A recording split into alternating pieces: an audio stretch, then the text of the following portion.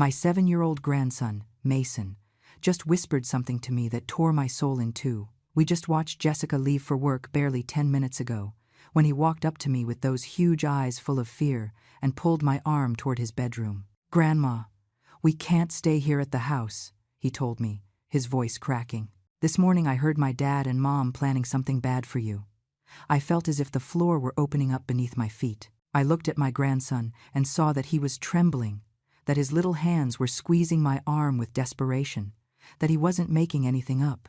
This child had heard something terrible, and now he was trusting me with it. "Mason, what exactly did you hear?" I asked him, trying to stay calm even though my heart was beating so hard I thought it would burst out of my chest. He opened his mouth to answer, but then we heard something that made our blood run cold. The front door burst open. Jessica was back. But she was not alone. I heard her voice, and the voice of a man I had never heard before. They were speaking in low, urgent tones and coming straight down the hallway where we were. I grabbed Mason by the hand, and we ran toward the coat closet in the hallway, the only place we could hide. We got in, and I closed the door just in time. Now we are here, squashed between winter coats that smell like mothballs and old boxes. I have my hand over Mason's mouth, and he is pressed against my chest, shaking like a leaf. Through the narrow slit between the closet doors, I can see them. Jessica is wearing that gray dress she always wears to go to work, but she clearly didn't go to any office. The man next to her is tall, has dark hair slicked back, and is wearing a black suit. There is something about the way they move together, something too familiar, too intimate, that makes my stomach turn. He says something about tonight, and Jessica replies that yes, everything has to go perfectly, that they cannot make mistakes. My legs are asleep, folded in this impossible position, but I don't dare move even a millimeter. Jessica's cloying perfume floats in the air, mixing with the smell of old wood from the closet. The man asks if I am home, and Jessica says no, that I went out with Mason to buy something at the grocery store. Mason tenses up against me because he knows his mom just lied. We are here, hidden less than 10 feet from them, and she doesn't even know it. "We need to act fast," the man says. "We have already waited too long, and every day that passes is a risk." Jessica sighs and says she knows, that she is tired of waiting, of pretending, of acting like the perfect daughter-in-law. Then they say something else, something about plans and timing, but they speak so low that I barely manage to catch fragments. They mention loose words that make my skin crawl. Tonight, no witnesses. It has to look natural. They walk away toward the living room, and their voices become a distant murmur. I wait 1, 2, 3 eternal minutes until I hear the front door close again. The silence that follows is deafening. We step out of the closet, and Mason is crying silently, with wet cheeks and trembling lips. "Grandma, we have to go," he says, clinging to my arm. "Please, we have to leave now." I hug him tight and tell him yes, that we are going to leave. But first I need him to tell me everything he knows. "Take a deep breath, sweetie," I say, stroking his hair. "Tell me exactly what you heard this morning."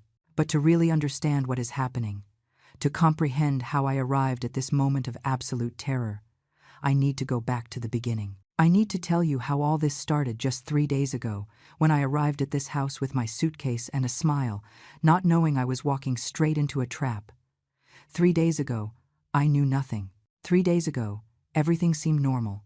It was Monday morning when the Uber dropped me off in front of my son Daniel's house, a pretty 2-story house with a front lawn and a white picket fence that had always looked to me like it was pulled from a magazine. I rang the doorbell, and Daniel opened the door with that smile that always melts my heart. "Mom, it's so good you're here," he said, hugging me tight. "Jessica is finishing getting your room ready. Mason won't stop asking when you're arriving." I walked in carrying my small suitcase and looked around. Everything looked spotless. The furniture well arranged, the family photos on the walls, the smell of lavender that always characterizes this house. But there was something in the air, something I couldn't identify at that moment. An invisible tension, like a cable about to snap. Jessica appeared from the hallway, drying her hands on a kitchen towel. She was wearing jeans and a cream-colored blouse, her brown hair pulled back in a high ponytail. "Eleanor, so nice to see you," she said, kissing my cheek, but her lips barely grazed my skin. There was something mechanical in her gesture, something rehearsed. "Where is my precious grandson?" I asked, looking toward the stairs. As if summoned by my voice, Mason appeared running and threw himself into my arms with such force he almost made me stumble. "Grandma, Grandma," he shouted with that pure energy only 7-year-olds have. "I missed you so, so, so much."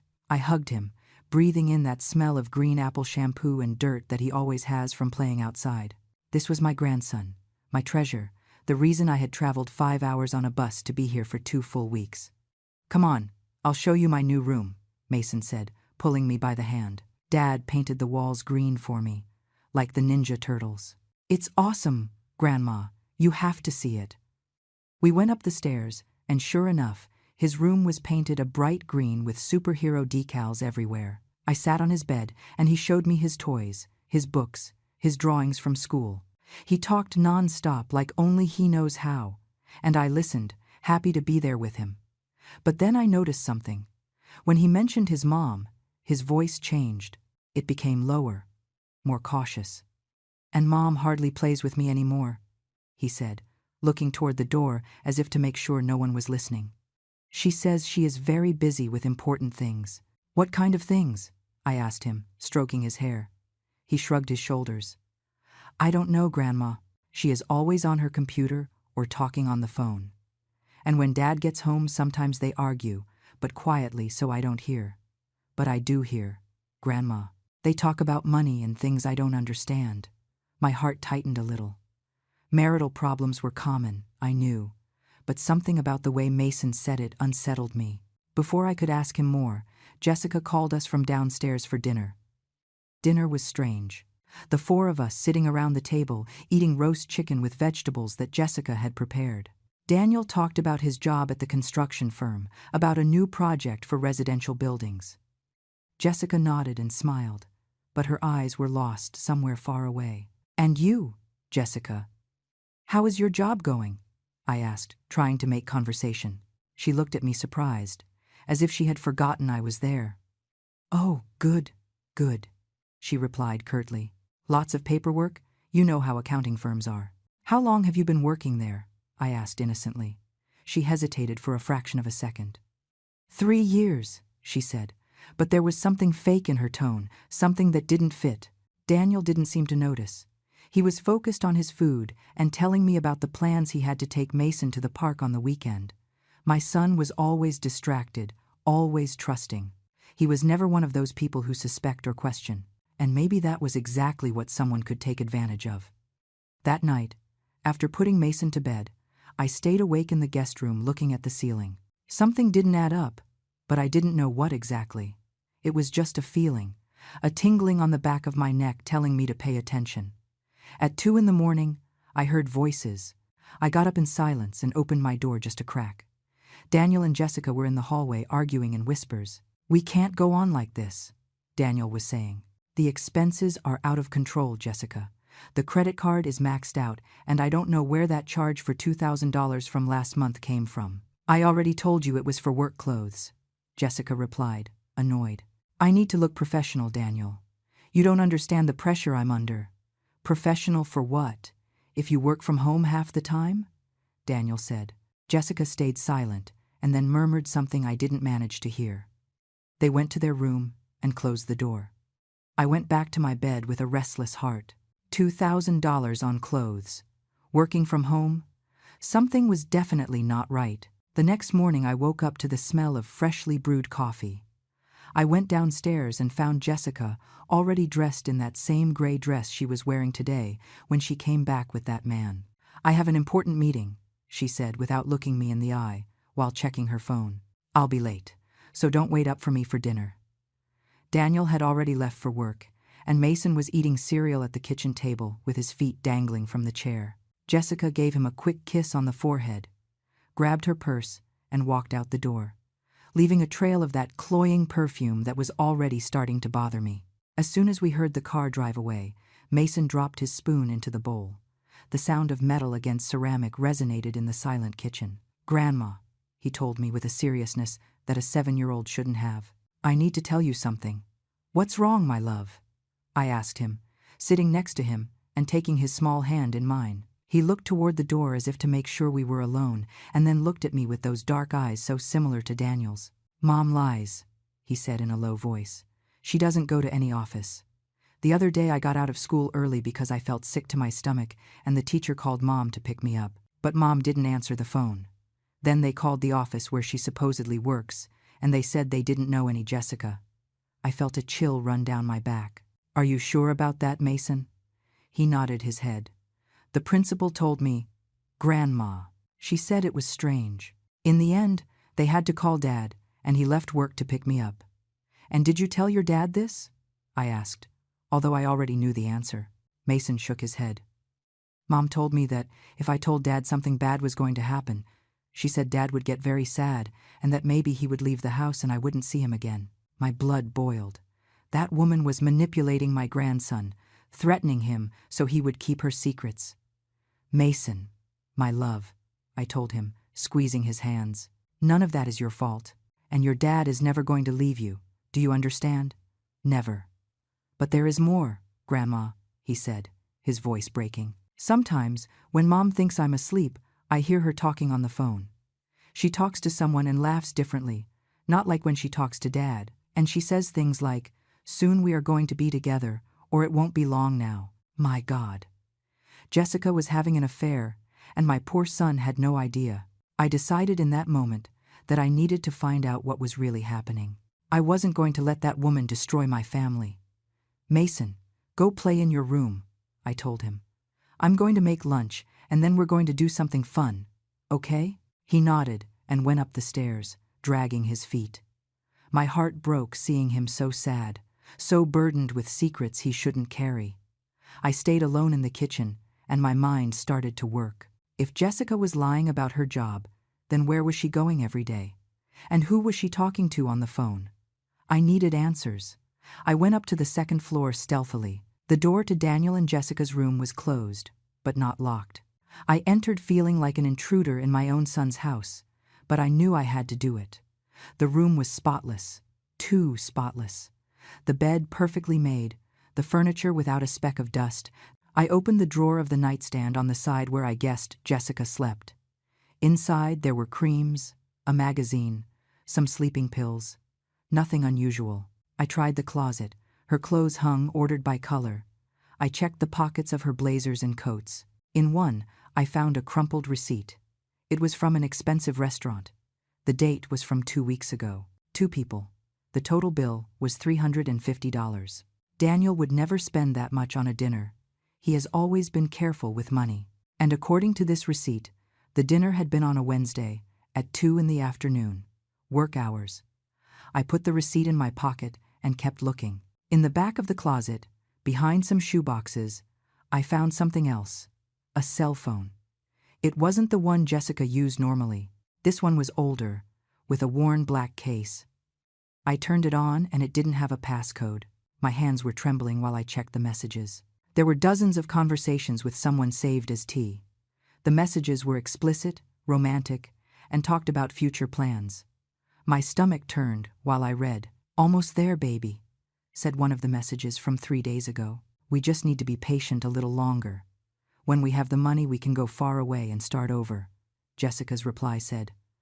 "I am tired of waiting, Trent. I am tired of pretending with Daniel. Every night I have to sleep next to him makes me nauseous. Trent, that was the man's name. And they were planning something that involved money. A lot of money. I kept scrolling down the conversations and found something that froze me to the bone. A message from Trent from a week ago. "I already investigated everything. Your mother-in-law, Eleanor, has a property worth approximately $800,000, plus savings that hover around $200,000. Daniel is an only child, so when she dies, everything passes to him automatically. And since you are his wife, legally, you have a right to half in case of divorce. But it would be easier if..." The message cut off there. Easier if what? My hands were sweating while I held that phone. They were talking about my money, my properties. They were investigating me as if I were a target, a victim. I heard a noise downstairs. Footsteps. Someone had entered the house. I put the phone back in its hiding place, closed the closet, and left the room as fast as I could. I went down the stairs trying to look casual. It was Daniel. I forgot some blueprints, he said, smiling. Hi, Mom. Everything good? I nodded my head, faking a smile. Everything is perfect, son. I was going to make lunch. He went into his study, grabbed some rolled-up papers, and left again. I'm going to be late today, he said from the door. There is an inspection at the site. Don't wait up for me for dinner. He left and I stayed there, standing in the middle of the living room, with my heart beating in my ears. Mason came down the stairs. Grandma, did Dad leave? Yes, my love. He left. He came closer and hugged my waist. I'm scared, Grandma, he whispered against my stomach. Me too, sweetie, I thought, but I didn't say it out loud. I am scared too. That afternoon, while Mason did his homework, I decided to investigate more. I needed to find something concrete, something I could show Daniel to open his eyes. I searched the office Jessica supposedly used to work from home. The computer was protected with a password, but I found notebooks. In one of them, there were strange notes, numbers, accounts, names I didn't recognize. One page had written at the top plan and underneath a list. Sleeping pills, stairs. Call the doctor immediately. Act surprised. I sat in the chair feeling like I was running out of air. This wasn't paranoia. This was real. Jessica was planning something terrible, and I was in the middle without knowing it. The pieces were starting to fit together in a horrible way. The interest in my money, the lies. This man Trent. And now this macabre list. I took a photo of the page with my old cell phone. My hands were shaking so much I had to try 3 times before the image came out clear. I closed the notebook and left it exactly how I had found it. When Jessica arrived that night, I was in the living room watching television with Mason. She walked in with a radiant smile. Hello, family, she said, dropping her purse on the sofa. What a productive day I had. Jessica looked me directly in the eyes when she entered that night, and for a second I felt she could see through me, as if she knew I had been snooping in her room, touching her things, discovering her secrets. But then she smiled with that perfect smile she surely practiced in front of the mirror and asked what's for dinner. I made pasta, I replied, keeping my voice steady, although inside I was trembling. Mason is finishing his homework upstairs. She nodded and went up the stairs with her phone glued to her ear, talking in a low voice with someone. Daniel arrived an hour later, covered in cement dust and looking tired. The inspection was a disaster, he said, dropping into a chair. They are going to have to redo all the electrical installation on the 3rd floor. That means a delay, and the client is furious. I'm sorry, son, I told him, serving the pasta onto the plates. He shrugged his shoulders. It's part of the job, Mom. I wish Jessica understood that. Every time I tell her about problems at the site, she gets annoyed. Says she doesn't want to hear about negative things. I bit my tongue so as not to tell him what I really thought of his wife. It wasn't the time yet. I needed more proof, something irrefutable that she couldn't deny. We ate dinner, the 4 of us, in an uncomfortable silence. Mason pushed the food around his plate without really eating. Jessica checked her phone every 30 seconds. Daniel ate mechanically with a lost gaze, and I observed, always observing. After dinner, while Daniel bathed Mason, I went down to the kitchen to make myself some tea. Jessica was there, standing by the window, looking toward the dark street. When I entered, she was startled and hid her phone quickly. Eleanor, you scared me, she said with a nervous laugh. I was so concentrated I didn't hear you come down. She walked to the pantry and took out a box of herbal tea. This one is very good for sleeping, she said. You should try it. It will help you rest better. Thank you, I told her, taking the box but with no intention of using it. After what I had read in that notebook, I wasn't going to take anything she offered me. I watched her while she prepared her own cup, adding honey and stirring slowly. Her movements were calculated, precise, as if she were acting in a play. How much longer are you going to stay? She asked suddenly, without looking at me. Her tone was casual, but there was something sharp underneath. Daniel mentioned, you planned 2 weeks, but you know how this is. Sometimes long visits can be exhausting for everyone. I felt the stab of her words but kept my composure. Well, Jessica, I told her with my best fake smile. I thought I could stay a little longer. I miss my grandson a lot, and Daniel always says this is my house too. She squeezed the cup with such force, her knuckles turned white. Sure, she said. I just thought maybe you would have things to do at your house. We don't want you to neglect your affairs. My affairs are perfectly fine, I assured her. In fact, I asked my neighbor to pick up the mail and water the plants. I can stay as long as necessary. I saw her jaw tense. That's great, she murmured. Then I suppose we will have more time to get to know each other better. There is so much we don't know about one another, right? There was something threatening in her words, something that made my skin crawl. You're right, Jessica, I told her, holding her gaze. There is a lot we don't know, but I am sure, eventually everything comes to light. We stayed there looking at each other, like two animals evaluating which would attack first. Then Daniel came down with Mason, already in pajamas, and the moment broke. Jessica changed instantly to affectionate mom mode. Oh, my baby is already ready to sleep, she said, kissing Mason's head. You grow so fast.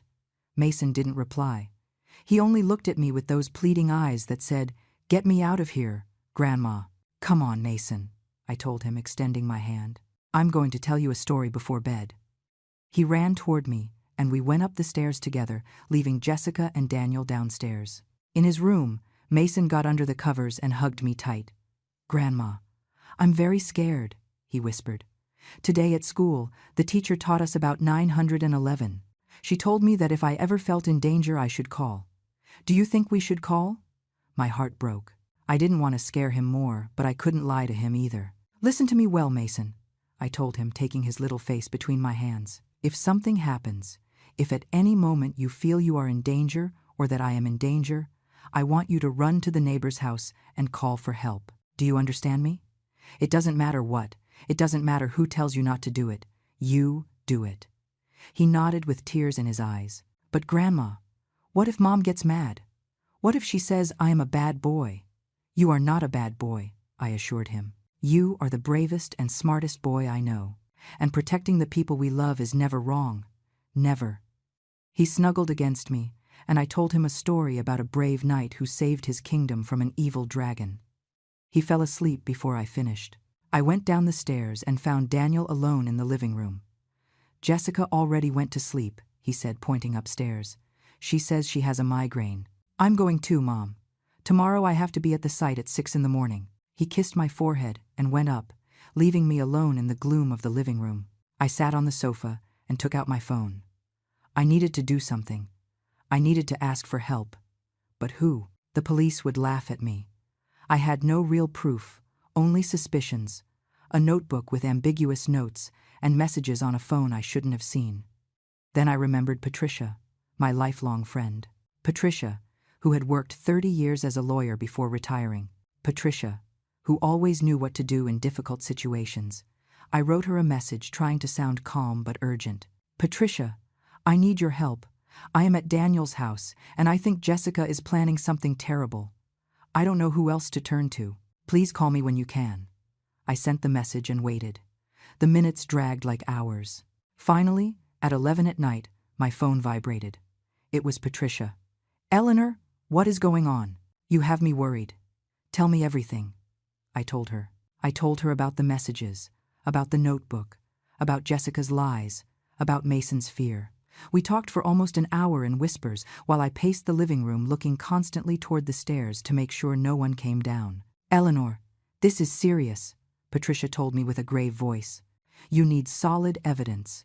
You need that phone you found, and you need to get out of that house with Mason as soon as possible. But Daniel, I told her, I can't leave without making him understand what is happening. He is my son, Patricia. I can't leave him with that woman. I know, honey, she told me with tenderness. But first, you need to be safe. Tomorrow I am going to contact someone who can help you. A private investigator who worked with me on several cases. His name is Vance, and he is the best at this. Meanwhile, you stay alert, don't drink or eat anything Jessica offers you, and keep Mason close. Thank you, Patricia, I sighed, feeling a bit of relief for the first time in days. I don't know what I would do without you. We are going to solve this, she promised me. But Eleanor, promise me that if you feel you are in immediate danger, you are going to get out of there immediately. Don't stay trying to be a hero. Your life is worth more than any proof. I promise, I told her, although I wasn't sure I could keep it. We hung up, and I went up to my room. I lay down fully dressed with my phone under the pillow. Sleep didn't come. Every noise put me on alert. I heard Jessica get up at 2 a.m, her steps in the hallway, the bathroom door opening and closing, then her low voice talking to someone on the phone. I got up in silence and approached my door. I opened it just a crack. Jessica was in the hallway with her phone glued to her ear, illuminated by the glow of the screen. "I know, Trent," Jessica was saying with a tense voice, pressing the phone against her ear. "But we can't rush now. Daniel is starting to ask questions about expenses, and the old lady won't leave. She planned to stay 2 weeks, but now she says she might stay longer." Silence, while she listened to what Trent was saying on the other side. I held my breath behind my door, feeling cold sweat run down my back. The old lady, that's what she called me, as if I were a nuisance or an old piece of furniture that had to be thrown out. "Don't tell me to have patience," hissed Jessica. "I have been stuck in this marriage for 3 years, pretending I love a man who bores me to nausea. 3 years waiting for his mother to kick the bucket naturally. But the damn woman has an iron constitution. We need to act now." My heart was beating so hard I feared she could hear it. 3 years. She had planned this for 3 years. From the beginning, since she married Daniel, everything had been a calculated and cold lie. "Wednesday," Jessica decided. "Daniel has that conference in the city and is going to be out all day. We can do it on Wednesday. You come early, we make sure the kid is at school, and then we execute the plan. It will be quick, clean. A domestic accident. Old ladies fall all the time." I felt my legs shaking. Wednesday. That was the day after tomorrow. She was giving me an expiration date as if I were sour milk. 2 more days of life if I didn't do something. Jessica walked toward her room and closed the door softly. I waited 5 full minutes before daring to move. I went back to my bed and sat in the dark, trying to process what I had just heard. It wasn't paranoia anymore. It wasn't suspicions anymore. It was real, concrete, and immediate. I took out my phone and wrote to Patricia. "I need that investigator now. Jessica plans to do it on Wednesday. I need to get out of here with Mason, but first I need proof that destroys that woman." Patricia's answer came 10 minutes later. "Vance is going to contact you tomorrow morning. Meanwhile, pack a small bag with essentials for you and Mason. Leave it hidden, ready to run if necessary. And Eleanor, be very careful." I didn't sleep at all that night. I stayed sitting in bed, watching the darkness turn slowly into a pale gray and then into the golden light of dawn. I heard when Daniel got up at 5:30. I heard the shower, his steps going down the stairs, the door closing when he left for work. At 7, Mason touched my door softly. "Grandma," he whispered. "Can I come in?" I opened it, and he came in quickly, closing it behind him. "Last night I heard Mom talking on the phone," he said with his eyes wide open. "She was talking about you, Grandma. She was saying ugly things." "I know, my love," I told him, hugging him. "I know, but we are going to be okay. You are going to have to be very brave today. Very strong. I need you to go to school like always. Act normal. But after school, I am going to be waiting for you outside, and we are going to go together to a safe place." "And Dad?" asked Mason. "Are we going to leave Dad here with Mom?" "No, my life. We are going to help Dad too. But first, we need to get help from people who know how to handle this."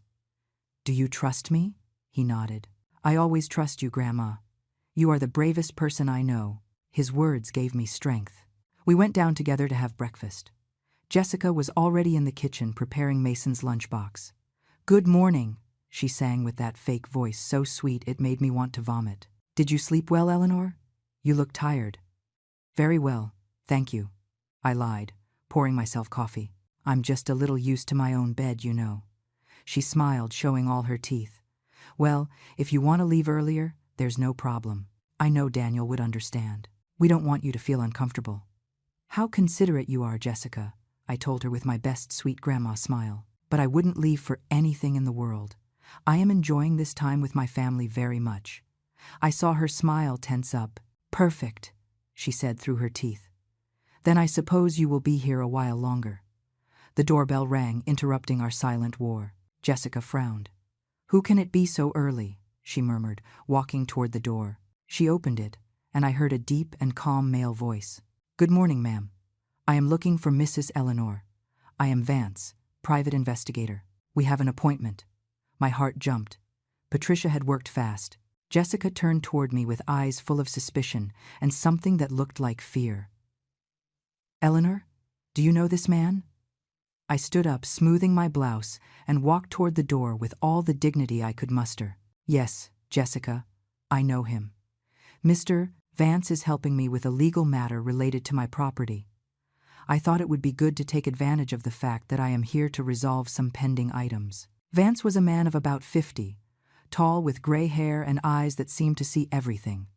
He wore a simple but clean suit and carried a worn leather briefcase. "Good morning, Mrs. Eleanor," he said, shaking my hand. "I apologize for the time, but as I mentioned on the phone, I have a very tight schedule today." "No problem," I told him, playing along. "We can talk in the living room." "Jessica, I need privacy for this. It's legal matters." She pursed her lips but nodded. "Sure. Mason, finish your breakfast. We have to leave in 15 minutes for school." Vance and I sat in the living room. He opened his briefcase and took out a small recorder. "Your friend Patricia filled me in on everything," he said in a low voice. "I need you to tell me in your own words exactly what you have seen and heard. Every detail matters." I told him everything. The messages on the secret phone, the notebook with the plan, the conversation I heard last night about Wednesday, Mason and his fears, the strange expenses, the lies about the job. Vance took notes in a small notebook, nodding occasionally. "This is serious, Mrs. Eleanor," he said when I finished. "Very serious. But you are right to want solid proof before going to the police. Without concrete physical evidence, this could be seen as a family misunderstanding. We need that phone you found. We need recordings. And we need them to incriminate themselves." "How do we do that?" I asked, feeling a knot in my stomach. Vance looked at me with those serious eyes. "You are going to have to be the bait, Mrs. Eleanor. You are going to have to stay here and make Jessica think you suspect nothing, and at the same time, we are going to install surveillance equipment. I am going to need you to give me access to the house when Jessica is not here." "It's dangerous," I said. Vance nodded. "Yes, it is. But it is the only way to protect your son from making a terrible mistake defending this woman and to make sure Jessica and her accomplice go to prison for a long time. I have contacts in the police. Once we have the proof, they will act fast." "And Mason?" I asked. "I can't put him in danger." Vance closed his notebook. "Mason stays at school today after classes. I am going to arrange for one of the teachers to supervise him in extracurricular activities. He won't be here when things get tense. I promise you." The door opened and Jessica appeared with Mason ready with his backpack. "We are leaving," she said, looking at Vance with distrust. "I hope everything is in order with your legal matters, Eleanor." "Everything perfectly fine, Jessica," I told her. "Mr. Vance has been very helpful. Mason, come give Grandma a kiss." Mason ran toward me and I hugged him tight. "Behave well at school, my love," I whispered in his ear. "Everything is going to be okay." Jessica and Mason left. As soon as we heard the car drive away, Vance stood up. "We have approximately 6 hours before Jessica returns," he said, taking equipment out of his briefcase. "Let's get to work." Vance worked with an efficiency that left me breathless. He took small devices the size of buttons, tiny cameras, almost invisible microphones out of his briefcase. "We are going to start with the living room," he said. "That is where they likely have important conversations. Then the kitchen, the hallway, and the master bedroom. Can you do that without her noticing?" I asked nervously, watching him stick a microphone behind a picture frame. He nodded without stopping work. "I've been doing this for 20 years, Mrs. Eleanor. These people never notice anything because they are too busy planning their next move. Arrogance blinds them." We went up the stairs and entered Daniel and Jessica's room. My stomach twisted, invading my son's space like this, but I knew it was necessary. Vance installed a camera in the smoke detector on the ceiling and another microphone behind the vanity mirror. "Nobody looks up," he said. "It's the first rule. People always forget to look up." "I need that phone you mentioned to me," he said, pointing to the closet. "It is our best physical evidence." I reached toward the back of the closet where I had seen the phone hidden behind the shoe boxes. I put my hand in searching, but my fingers only touched empty space. It's not there, I murmured, feeling panic rise up my throat. It was here, right here 2 days ago. I searched frantically, moving boxes, shoes, clothes. Nothing. Jessica had moved it. Damn, whispered Vance. She must have suspected something. But don't worry, the messages are already sent. They already exist on some server. If we can access her main phone or her computer, we could recover them. Her computer is in her office, I said. We went down quickly. The laptop was closed on the desk. Vance opened it and immediately a screen appeared asking for a password. I need time, he said, taking out a small USB device. This is going to copy the whole hard drive, but it takes about an hour. Can you watch the window and let me know if you see Jessica's car approaching? I stood by the window with my heart beating in my ears, watching the empty street. The minutes dragged like hours. Every car that passed made me jump. Vance worked in silence, connecting cables, checking screens, murmuring to himself. Done, he said finally after what seemed like an eternity. I have everything. Emails, social media messages, search history. If there is something here, we are going to find it. He disconnected the cables, closed the laptop exactly as it was, and we moved to the kitchen. Now comes the riskiest part, said Vance, installing a small camera inside the stove hood. I need you to provoke a conversation with Jessica about money, about your inheritance. Make her talk. People like her can't resist bragging when they think they have control.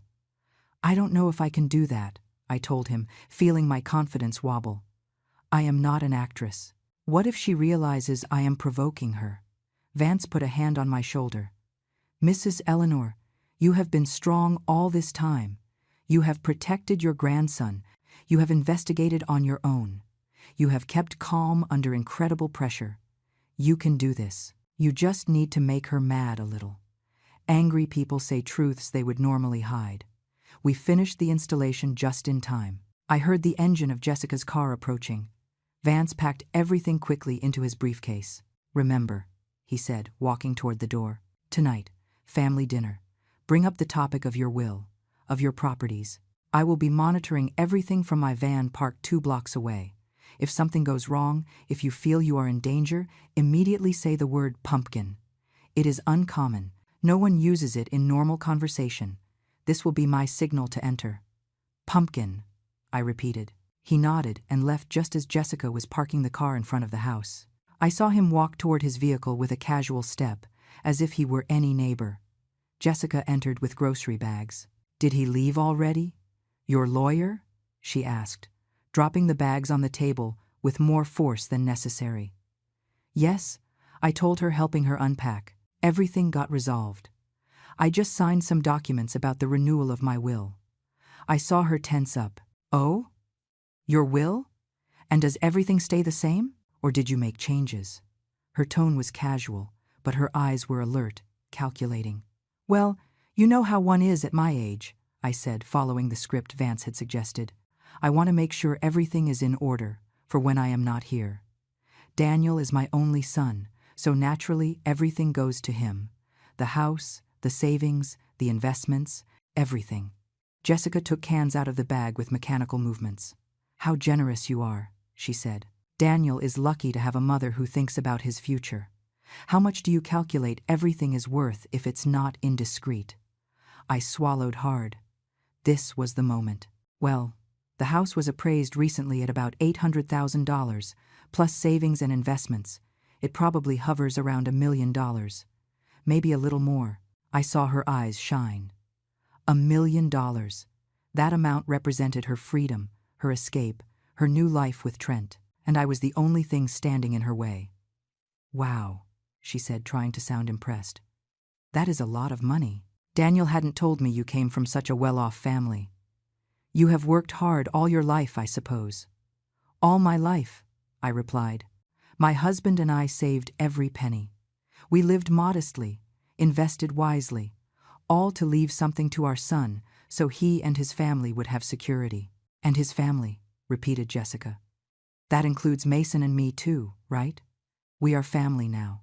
I looked at her directly. Of course, Jessica. You are Daniel's family.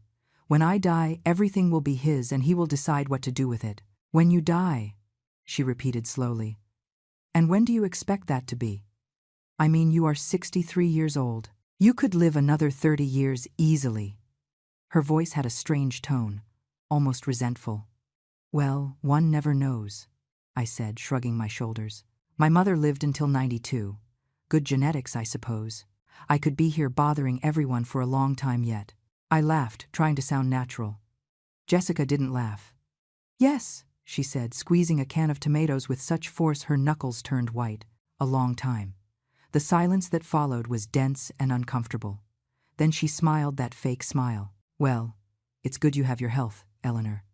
Now if you'll excuse me, I have to make some work calls. She went toward her office and closed the door. I let out the air I had been holding. My hands were shaking. I had done it. I had planted the seed. Now I just had to wait to see what grew from it. Daniel arrived at 6 in the evening with Mason. My son looked exhausted with cement stains on his work pants and deep circles under his eyes. Mason ran toward me and I hugged him tight. How was school, my love? Good, Grandma, he whispered in my ear. The teacher told me a man named Vance talked to her. She says I can stay in the art club after school tomorrow. That's great, I told him, kissing his forehead. You are going to love it. Daniel dropped onto the sofa. Mom, I'm dead, he said. Today was a day from hell. The contractor quit, the electrician didn't show up, and the client is threatening to sue us. And on top of that, Jessica has been weird all afternoon. I tried to talk to her, but she locked herself in her office. Maybe she just had a bad day, I suggested, knowing very well that Jessica's bad day was because of me. Daniel sighed. Lately all her days are bad, Mom. I don't know what to do anymore. I feel she drifts further away every time. Sometimes I think she regrets having married me. My heart broke for my son. Oh, my son, I told him, sitting next to him. Don't say that. But in my mind, I thought, if only you knew the truth. If only you knew she never loved you, that everything was a lie, that right now she is planning your destruction. Jessica appeared for dinner with a smile that didn't reach her eyes. I made roast chicken, she announced. I hope you are hungry. We sat down, the four of us, around the table. Mason pushed the food around his plate. Daniel ate in silence, lost in his thoughts. Jessica watched me like a hawk, studying every move I made. Then Daniel spoke, breaking the tense silence. Mom, you mentioned something about renewing your will. Is everything okay? Yes, son, everything perfect, I replied. I just wanted to make sure the papers were up to date. You know, at my age, one thinks about these things. Jessica dropped her fork, and the sound of metal against the plate resonated like a gunshot in the silence. Daniel looked up, surprised by his wife's reaction. Sorry, she said, picking up the fork with trembling hands. It slipped. Daniel looked at her with concern. Are you okay, honey? You look pale. She nodded, taking a sip of water. I'm fine. It's just, I've had a lot of work lately. Stress, you know. I decided to press a little more, following Vance's instructions. In fact, Daniel, I continued, as if nothing happened, I was telling Jessica this afternoon about the appraisal of the house. $800,000. Can you believe it? Your father and I bought it for $120,000 30 years ago. Daniel whistled, impressed. Wow, Mom, that is incredible. I never thought it was worth that much. It is a big responsibility. I said, someday, when I am not here, all that responsibility will be yours. Mom, don't talk like that, said Daniel, uncomfortable. You are going to live many more years. Don't say those things. But I noticed how Jessica leaned forward with shining eyes, absorbing every word like a sponge. I am just being practical, son, I told him. At my age, you have to be. That is why I am glad to know you will be okay financially. You will be able to give Mason the education he deserves, maybe expand your business. The possibilities are infinite. I saw how Jessica's mind worked, calculating, adding up, imagining. Daniel is very hardworking, she said with a sweet voice. He deserves something good after so much effort. We all deserve something good, right, Eleanor? Absolutely, Jessica, I replied, maintaining eye contact with her. We all deserve what we earn honestly. There was a subtle emphasis on the word honestly, and I saw her catch it. Her eyes narrowed just perceptibly. The rest of the dinner passed in a tense silence. Mason finished quickly and asked permission to go to his room. Daniel helped clear the table and then announced he had to review some blueprints in his study. Jessica and I were left alone in the kitchen. She was washing dishes with abrupt movements. Water splashed the sink. Her shoulders were tense. Finally, she spoke without turning to look at me. "You know, Eleanor, there is something that has always bothered me about this family." "What is that, Jessica?" I asked, drying a glass. She turned off the water and turned toward me. "The way you have so much control over everything. The money, the decisions, Daniel's future. He is 38 years old, but he still acts as if he needed your approval for every single thing." I felt like I was slapped. "I don't control my son," I said, trying to keep calm.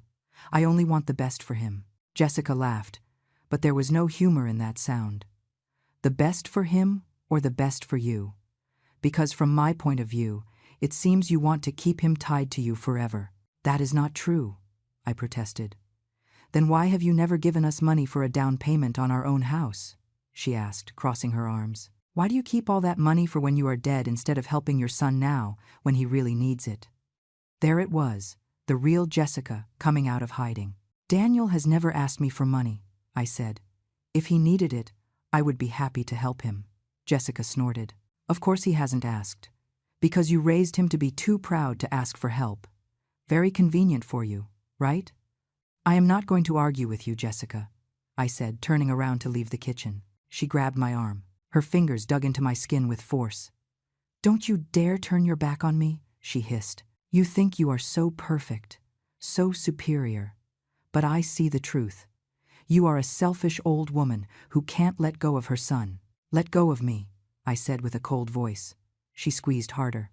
"I am going to tell you something, Eleanor. Daniel is mine now. Mason is mine. This house will soon be mine. And you are going to have to accept that you are no longer necessary here. In fact, it would be better for everyone if you simply left and didn't come back." I broke free from her grip with more strength than I thought I had. "Careful, Jessica," I warned her.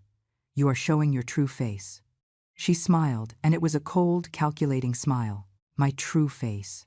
You have no idea what I am capable of, Eleanor, but you are going to find out very soon." I went up the stairs with shaking legs. I entered my room and locked the door. I took out my phone and sent a message to Vance. "She is losing control. She just threatened me directly." His answer came immediately. "Perfect. I have it all recorded. Now we need to wait for her to make her move. Remember, tomorrow Mason stays in after-school activities. You pretend everything is normal. She is going to contact Trent, and when she does, we will catch them." I sat on the bed, hugging my knees.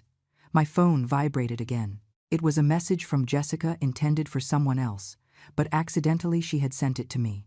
It said, "Tomorrow. I can't wait any longer. The old lady ruined everything with her questions. We have to act tomorrow." My blood froze. She deleted the message immediately, but I managed to read it.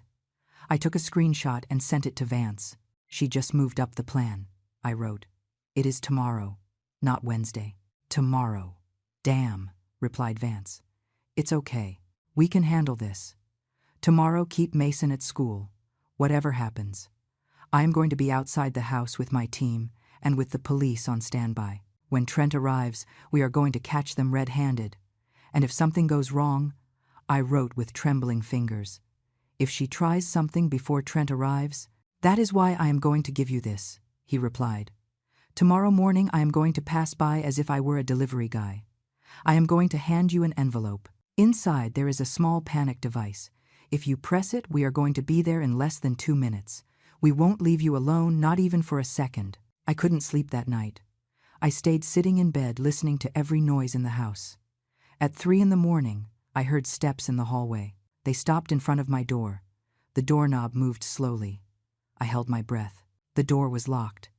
I heard Jessica curse in a low voice and then her steps walking away.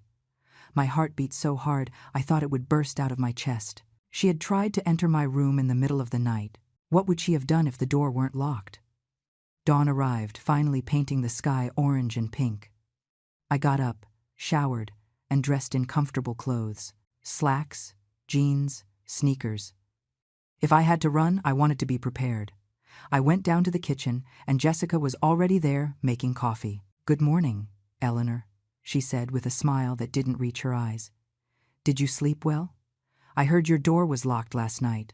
Do you feel unsafe? Very well, thank you, I lied, pouring coffee. It's just habit. In my house, I always lock the door. What a shame, she said, adding sugar to her cup. Because here we are, family. Families don't need locks between them, unless they have something to hide. She looked directly at me and I knew she knew. She knew that I knew. It was a dangerous game and both of us had hidden cards. The doorbell rang at 7:30. Jessica went to open it and returned with an envelope. It's for you, Eleanor, she said, handing it to me. The delivery guy said it was urgent. I opened it with trembling hands. Inside, there was a paper that said insurance documents, and taped underneath a small, round device the size of a coin. The panic button. Everything in order? Asked Jessica, trying to see the contents. Yes, I said, closing the envelope. Just boring policy renewals. I put the envelope in my pocket, feeling the weight of the device like a lifeline. Daniel came running down the stairs, knotting his tie. I'm late, he shouted. That conference starts at 9, and traffic is going to be terrible. Mom, watch Mason until Jessica takes him to school. Jessica, don't forget I have that dinner with clients tonight. I am going to be super late. He kissed Jessica quickly, gave me a hug, and ran out. The sound of his car driving away was like a countdown. Now we were alone, Jessica, Mason, and I. Mason came down the stairs, dragging his backpack with eyes swollen from sleep. Good morning, Grandma, he murmured, hugging my waist. I don't want to go to school today. My tummy hurts. Jessica turned abruptly from the stove where she was making eggs. Don't be dramatic, Mason, she said with a sharp voice. You have to go to school. You can't stay here all day bothering us. I looked at him and saw real fear in his eyes. It wasn't that he didn't want to go to school. It was that he didn't want to leave me alone with his mother. This 7-year-old boy understood the danger better than my own adult son. You know what, Mason? I told him, stroking his hair. Today you have that art club after school, right? The one I told you about yesterday. His eyes lit up a little. Yes, Grandma. The teacher said we are going to make sculptures with clay. Perfect. Then you are going to have an incredible day, I said, smiling, although my heart was breaking. And when you come home, I am going to have a surprise for you. He looked at me with those perceptive eyes. What surprise, Grandma? It's a secret, I whispered. But it is going to be something very special, I promise. What I didn't tell him is that the surprise was that we were going to be free, that his mother was going to be in a cell, and finally he could breathe without fear. Jessica took Mason to school, and I stayed alone in the house. Immediately I took out my phone and called Vance. I am here, he said, parked a block away. I have a full view of the entrance. My team is positioned, and the police are on standby 5 minutes away. How do you feel? Terrified, I admitted. Brave, he replied. What you are doing, Mrs. Eleanor, is incredibly brave. Now listen carefully. Check that the back doors are unlocked. If something goes wrong, you need an escape route. And keep that panic button in your pocket at all times. I did what he said. I checked the back door that led to the garden. It was unlocked. I looked around, searching for possible hiding places. The closet under the stairs, the guest bathroom, the basement. Options. I needed options. Jessica returned 40 minutes later. She entered with the phone glued to her ear, talking in a low voice. Yes, he already left. Daniel isn't coming back until tonight, and the kid stays in activities until 5. We have all afternoon. Silence while she listened. Then come now. The sooner we finish this, the better. She hung up and found me standing in the entrance of the kitchen. Did you hear any of that? She asked with brazenness. She didn't try to dissimulate. She didn't care anymore. I heard someone is coming, I said, deciding to be direct too. Who is it, Jessica? Who is coming to this house while my son is not here? She smiled, and it was the coldest smile I have seen in my life. Someone who is going to help me solve a problem that has gone too long without a solution. I am that problem, right? I said, feeling adrenaline run through my veins. She shrugged. You said it, not me. You know, Eleanor, you could have made it easy. You could have gone home and waited calmly for nature to take its course. But no, you had to come here, stick your nose in everything, make questions. You discovered I don't work in any office, I said. I discovered many things, Jessica, like your lover, Trent, like your plans to keep my money. how you have been slowly poisoning the relationship between Daniel and me." She applauded slowly. "Bravo. You are smarter than I thought. Then you know this isn't going to end well for you. You should run, Eleanor. You should go out that door and go very far away." My hand was in my pocket squeezing the panic button. But not yet. I needed more. I needed her to confess everything with details while the cameras recorded. "And Daniel?" I asked. "What about my son? Do you love him even a little?" Jessica laughed, and the sound was like broken glass. "Love Daniel? Please. Daniel is a fool. A simple and boring man who works like a donkey for crumbs. I married him because I investigated and knew his mommy had money. That is all. It was a means to an end." "And Mason?" I whispered, feeling tears burn in my eyes. "Your own son." She hesitated for the first time. "Mason is different," she said with a softer voice. "Mason wasn't part of the plan. It was an accident. But he is here now, and I guess I got used to him. Anyway, Trent and I don't want small children, so Daniel can probably keep him when we divorce later." "After what?" I asked, although I already knew the answer. "After you have your accident, Eleanor," said Jessica, walking toward me. "After the poor old lady takes her sleeping pills, feels dizzy, and falls down the stairs, breaking her neck. What a tragedy, right? And Daniel will inherit everything, and I, as his loving wife, will be there to console him." A car parked outside. Jessica looked out the window and her face lit up. "He's here," Trent said. "And now begins your end, Eleanor. You could have lived a few more years. You could have died old and peaceful in your bed. But you chose to meddle in what didn't concern you." The door opened, and the man in the black suit entered. Trent. Tall, dark-haired, with cold eyes that evaluated me as if I were cattle. "Is this her, the old lady?" he asked. Jessica nodded. "This is her. More problematic than expected, but nothing we can't handle." Trent took a bottle out of his pocket. "Here are the pills," he said. "Enough to knock her out in 10 minutes. Then we push her down the stairs and call 911 crying. Simple and effective." Jessica took the bottle and approached me. "We are going to do it one of two ways, Eleanor," she said. "You can take the pills voluntarily and fall asleep calmly before falling. Or Trent is going to force them down your throat, and it is going to be much less pleasant. You choose." My hand found the panic button in my pocket. "There is a third option," I said with a firmer voice than I felt. "You could turn yourselves in now before this gets worse." Both laughed. Trent came closer. "I think we are going to have to do it by force," he said. Then I pressed the button. For a few seconds, nothing happened. Jessica snatched the phone from my other pocket. "Who are you calling?" she shouted. "Nobody," I replied. "But it is already too late for you guys." She looked at my phone confused. There were no outgoing calls. "Then what did you do?" Trent grabbed my arm. "It doesn't matter anymore," he said. "Let's make it quick." He dragged me toward the stairs, and I resisted with all my strength. I struggled, kicked, screamed. He was stronger, but I wasn't going to make things easy for him. Then we heard the sirens. Trent froze. Jessica ran to the window. "No, no, no," she screamed. "How is it possible?" Outside, 3 police cruisers parked in front of the house. Vance got out of his van with a vest that said "Investigator." The officers surrounded the house. "Let her go, Trent," screamed Jessica. "We have to leave out the back." He let me go, and they ran toward the kitchen. But when they opened the back door, there were 2 officers waiting with guns drawn. "Hands up," ordered one of them. "You are both under arrest." I let myself fall to the living room floor, shaking uncontrollably. Vance came running in and kneeled next to me. "It's okay, Mrs. Eleanor," he said with a gentle voice. "It's over. They are arrested." "You are safe," Jessica was screaming while they handcuffed her. "This is a mistake, officer," she shouted. "I am the owner of this house. You are invading my property." The officer arresting her read her rights, while she kept protesting. Trent, on the other hand, was silent with a clenched jaw and eyes full of hate looking at me. A detective entered and introduced himself as Detective Sullivan.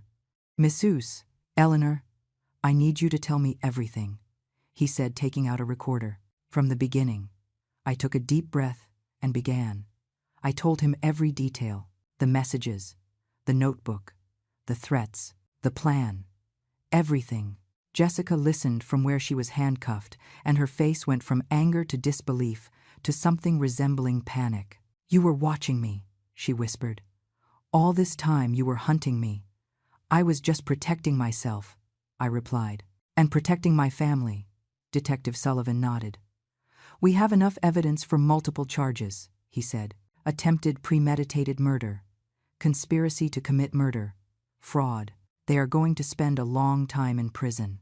Vance helped me sit on the sofa while the officers took Jessica and Trent handcuffed out of the house. Jessica was screaming that everything was a lie, that I was crazy, that she was the victim. Trent kept his head down, knowing there was no way out of this. Detective Sullivan sat in front of me with his notebook open. "Missus, Eleanor, I need you to explain how you knew they planned to attack you specifically today." I took a deep breath, trying to calm my heart that was still beating like a war drum. "Jessica sent me a message last night, by accident," I said.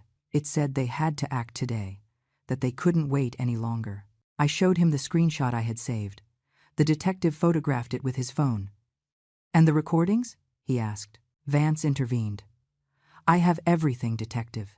Complete conversations where Jessica admits she married Daniel only for the money, where she plans the murder of Mrs.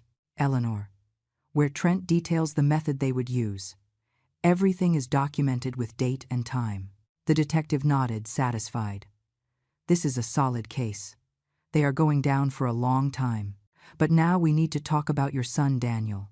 He is going to need to know all this, and it is not going to be easy for him." My heart shrank. Daniel.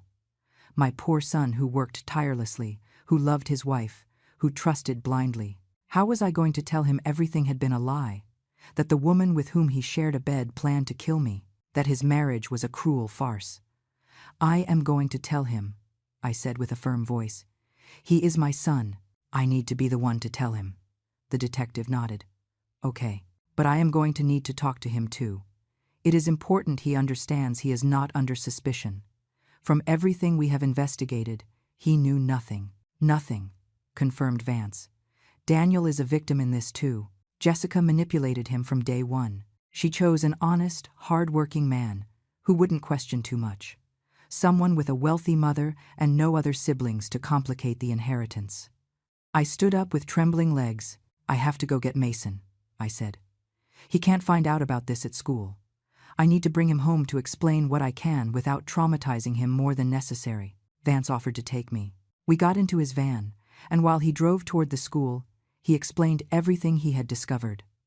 "Jessica isn't really named Jessica," he said. "Her real name is Ashley Bennett. She has a record for fraud in 2 different states. She changes her name, uses fake documents, marries men who have something she wants, and then disappears. Sometimes with their money, sometimes something worse." "Something worse?" I asked, feeling nauseous. Vance gripped the steering wheel. "There was a case 8 years ago. A 65-year-old man, rich widower, no children. He married her, and 6 months later died falling down the stairs of his house. They could never prove anything. It was ruled an accident. She inherited everything and disappeared." "My God," I whispered. "Then she has done this before." Vance nodded. "Trent is her partner from years ago. He is the one who investigates potential victims. They get financial data, create psychological profiles. They are like predators, studying their prey before attacking." "And Daniel fell straight into their trap," I said, feeling rage and sadness mix in my chest. "My son, my poor innocent son. He only wanted love, wanted a family, and she saw that and used it against him." We arrived at the school, and I entered the main office.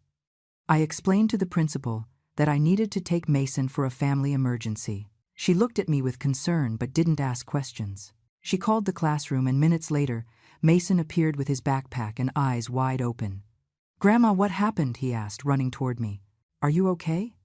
"I am fine, my love," I told him, hugging him tight. "But we need to talk, you and I. Let's go home." In the van, Mason sat between Vance and me in silence. His little hands squeezed mine tightly. Finally, he spoke with a small voice. "They took Mom away, right, Grandma?" I nodded. "How do you know, my love?" "Because last night I heard her say ugly things about you," he said with tears rolling down his cheeks. She said you were going to have an accident. And I was so scared, Grandma. So scared something would happen to you. I hugged him while he cried against my shoulder, my brave boy who had carried so much weight on his small shoulders. Nothing happened to me, Mason, I whispered. I am here. I am fine. And you are safe now, too. When we arrived at the house, there was still a patrol car parked outside. We entered, and an officer informed us they had finished collecting evidence. The house was officially a crime scene, but we could stay there. We just shouldn't touch Jessica's office or her room until they finished processing. I took Mason to the living room, and we sat together on the sofa. Vance said goodbye discreetly, saying he would be available if we needed him. I thanked him for everything he had done, knowing I owed him my life. Now came the hardest part. Waiting for Daniel. Explaining the hell we had just escaped. Destroying his world to be able to rebuild it. Mason fell asleep in my lap, exhausted by the stress and emotions. I took him to his bed and tucked him in, kissing his forehead. This child had been stronger than any adult I knew. He had trusted me when his own father couldn't see the truth. At 8 at night, I heard Daniel's car. My stomach twisted. He entered whistling with his briefcase in hand. "Hi, Mom," he called out. "Sorry I'm late. The dinner with clients ran long. Where is Jessica? Where is Mason?" "Daniel, come sit down," I said with a serious voice.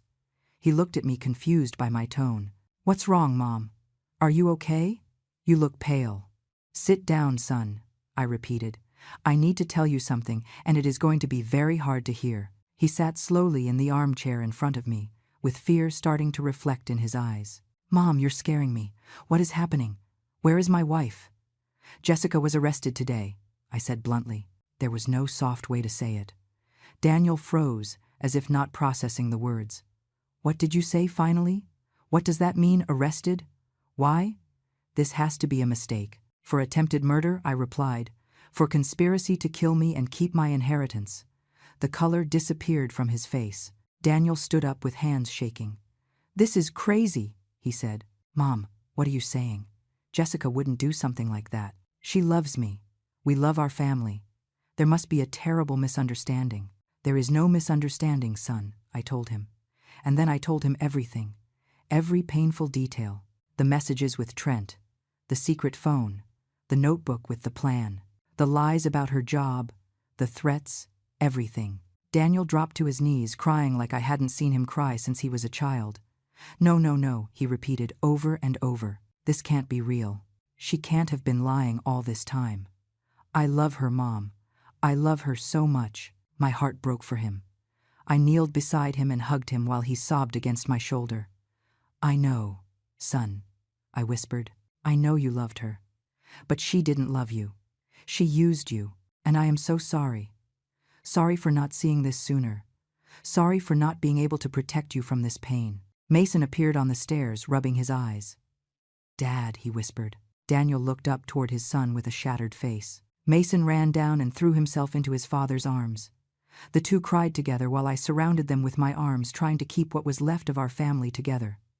That night, none of us slept. Daniel asked 1,000 questions. How did I not realize? How could I be so blind? There were signs, right, Mom? There must have been signs I ignored. I assured him that Jessica was an expert, that this was what she did, that she had fooled others before him. Detective Sullivan arrived at 10 at night to take Daniel's statement. My son was in shock, answering questions mechanically. He had noticed Jessica spent a lot. He didn't know she didn't really work. He never suspected anything until his mother told him everything. "Jessica and Trent are going to be formally charged tomorrow," said the detective. "They are going to request bail. But with the gravity of the charges and flight risk, I don't think they will grant it. Daniel, you are going to need to get a lawyer too. For the divorce, to protect your assets. This woman is going to try to take everything she can." Daniel nodded with empty eyes. He didn't look like my strong, hard-working son anymore. He looked like a broken man. Days passed like in a fog. Daniel had to take time off work. He couldn't concentrate. He barely ate. He spent his time looking at wedding photos, wondering how much had been real.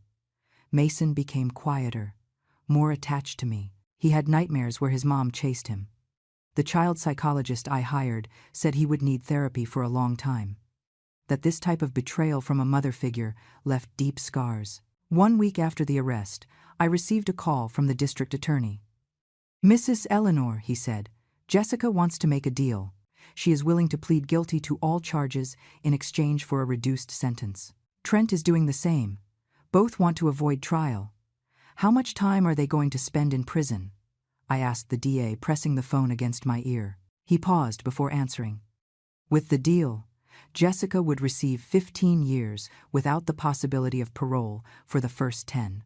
Trent 18 years because he has prior records more serious than we knew." 15 years, I repeated, "after trying to kill me, after destroying my family. Only 15 years. "I understand your frustration, Mrs. Eleanor," said the DA with a sympathetic voice. "But without the deal, this could go to trial, and trials are unpredictable. With this guilty plea, we guarantee they pay for what they did." "What do you need from me?" I asked. "Your testimony," he replied. "You and your family will have to appear at the sentencing hearing. The judge will want to hear how this crime has affected you. Your words can influence the final sentence." I told Daniel that afternoon. He was sitting on the sofa with a lost gaze, as he had been the last few days. When I told him Jessica had confessed and accepted a deal, something changed in his face. There was no longer denial, only painful acceptance of reality. "I want to be there," he said with a hoarse voice. "When they sentence her, I want to be there and look her in the eyes. I need to close this chapter, Mom." I nodded, understanding that was part of his healing process, however painful it was. The following weeks were a whirlwind of lawyers' meetings and endless paperwork. Daniel initiated divorce proceedings. Jessica signed the papers without fighting. Her lawyer had advised her to cooperate on everything. The house remained completely in Daniel's name. She waived all her rights to any property. Mason started therapy 3 times a week. At first, he didn't want to talk, but little by little Dr. Hernandez managed to get him to open up. She told me Mason had confessed that his mom sometimes scared him, that there were nights where she entered his room and just looked at him without saying anything. My heart broke every time I discovered a new layer of trauma that child had suffered, but I also saw his resilience. I saw how little by little he returned to smiling, to playing, to being a normal boy. Daniel also started therapy. His psychologist explained he had been a victim of narcissistic manipulation. Finally, the day of the sentencing hearing arrived. It was a gray November Monday. Daniel, Mason, and I entered the courtroom together with Vance, who had come to support us. The room was cold and impersonal, with cream-colored walls and rows of wooden benches.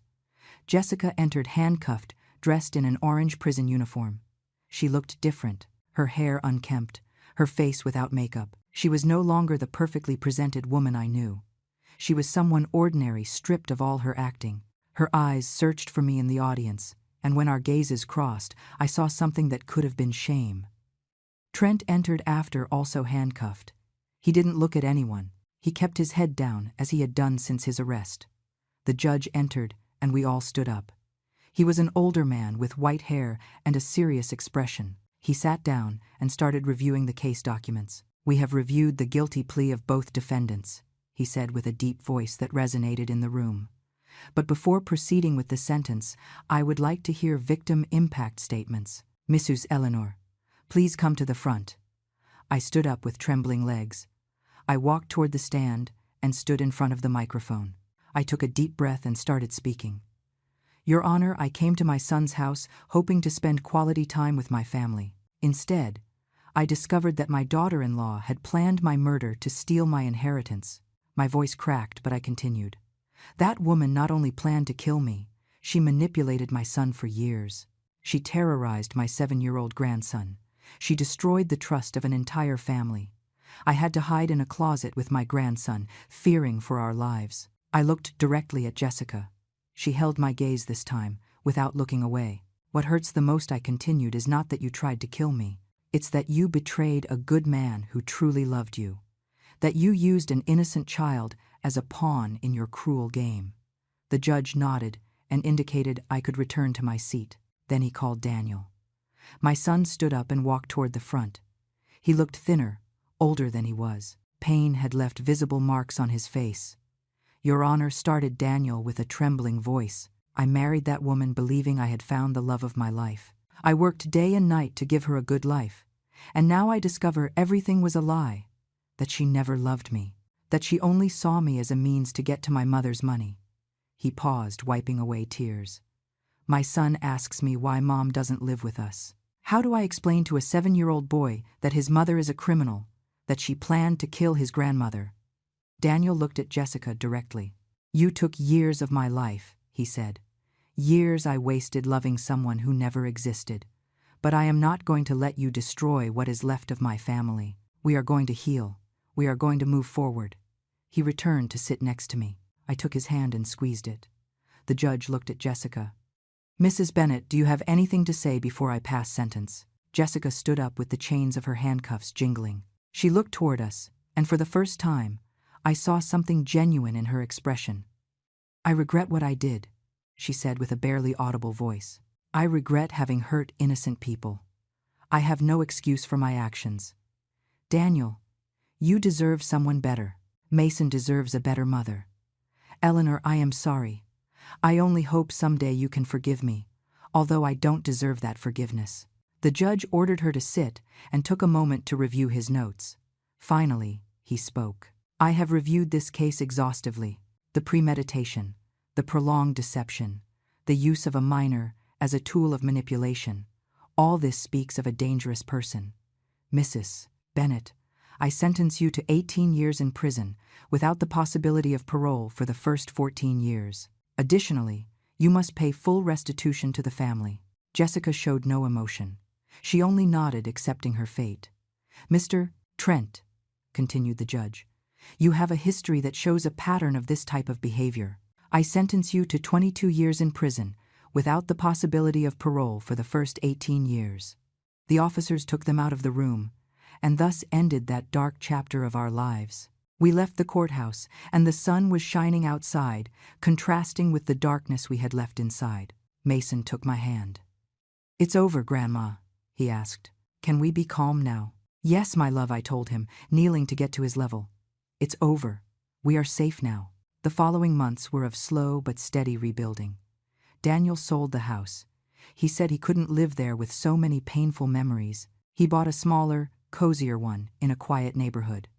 I helped them with the down payment, using part of those savings Jessica coveted so much. I moved in with them temporarily to help with Mason, while Daniel adapted to being a single father. We established new routines. Breakfasts every morning, dinners without phones or distractions, game nights on Fridays. Little by little, the house filled with real laughter, with genuine moments. Mason started to improve notably. His therapist said he was processing the trauma in a healthy way. He went back to being that happy boy I knew, although now with a maturity he shouldn't have at his age. He told me I was his hero, that I had saved the family. Daniel also healed, although more slowly. He went on some dates, but nothing serious. He said he needed time to learn to trust again. His therapist helped him identify signs of manipulation to establish healthy boundaries. 1 year after the arrest, we were having dinner, the three of us, when Daniel said something that surprised me. Mom, I think I can finally say I am grateful. I looked at him confused. Grateful for what, son? Because this united us more as a family, he explained. Because Mason and I have a stronger relationship now. And because you, Mom, showed me what true love is. Love that protects, that sacrifices, that doesn't give up even when it is scared. Tears rolled down my cheeks. Mason got up and hugged us both. I love you guys, he said with that beautiful simplicity of children. I love you so much. And I love you too, I replied. My real family. Today, Mason is 12 years old. He is a bright, compassionate boy, with dreams of being a detective like Vance. He says he wants to help protect other people from bad guys. Daniel met someone 6 months ago. A woman named Vanessa, who is a teacher and single mother too. They are going slow, building trust little by little. I went back to my house but visit them every week. We have dinner together on Sundays, and it is my favorite moment. Seeing my son smile genuinely. Seeing my grandson grow strong and confident. Knowing we survived the storm and came out more united. Sometimes I think about those days of terror. In the dark closet with Mason trembling against me. In Jessica's threats. in how close we were to disaster. But I also think about what I discovered about myself. That at my 63 years I still have the strength to fight. I learned that true danger never comes from strangers on the street. It comes from who sleeps next to your family, from who sits at your table, from who smiles while planning your destruction. But I also learned that true love is stronger than any deception. And that is the lesson I teach Mason now. Don't be afraid to trust, I tell him, but trust smartly. Listen to your gut, protect those you love, and never underestimate the power of a grandmother who would do anything for her family. Because in the end, that was what saved us. Not the police, nor the detective, nor the hidden cameras. It was love. The love that made me stay when I wanted to run. The love that gave me courage to face danger. The love that kept us together when everything was falling apart. And that love, my family, my real home, is worth more than all the millions of dollars in the world. Jessica never understood that. And that is why, even though she is in prison and I am free, I am the one who really won. Because I have something she never had and never will have. I have a family that loves me for real, and that is the most valuable treasure that exists.